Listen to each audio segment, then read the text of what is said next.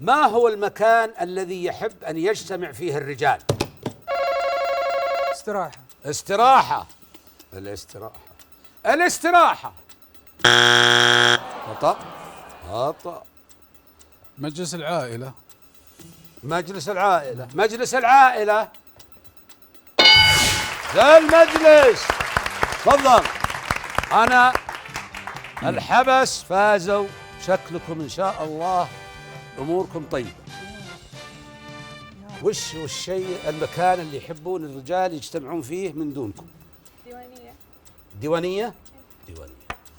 الديوانية.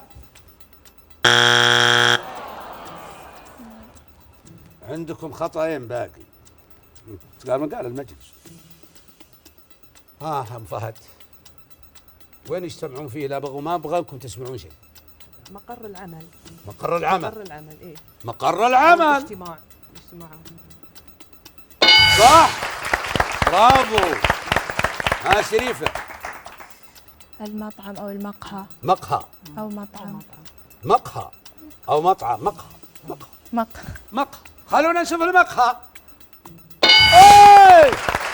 أول إجابة لي.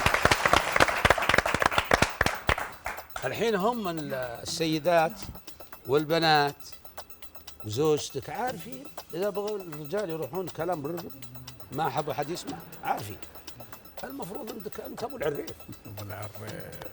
كنت اللي تروح للمحلات مو بهم.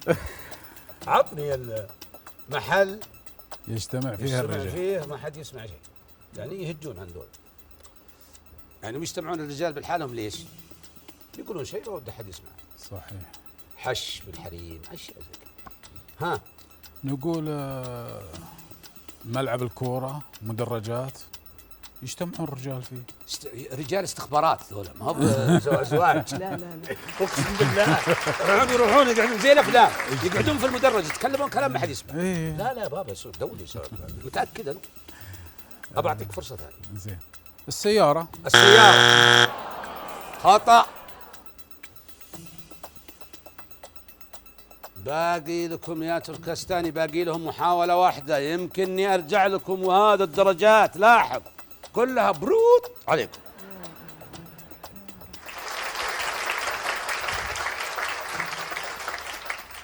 والله لا كنت بروح الشريف أول. وشو المكان اللي الرجال يتشاورون فيه، تحبون يسولفون فيه، يجتمعون فيه؟ بيت الأهل. بيت الأهل. أي. متأكدة؟ بيت الأهل.